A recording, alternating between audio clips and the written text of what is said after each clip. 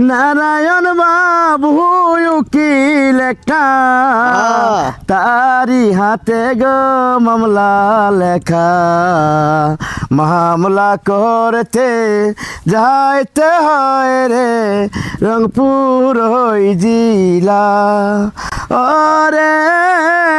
তুই স্বামী ধন বেঁচে থাকতে বন্ধক রইলাম রে সাহা কাছে পাঁচটি টাকা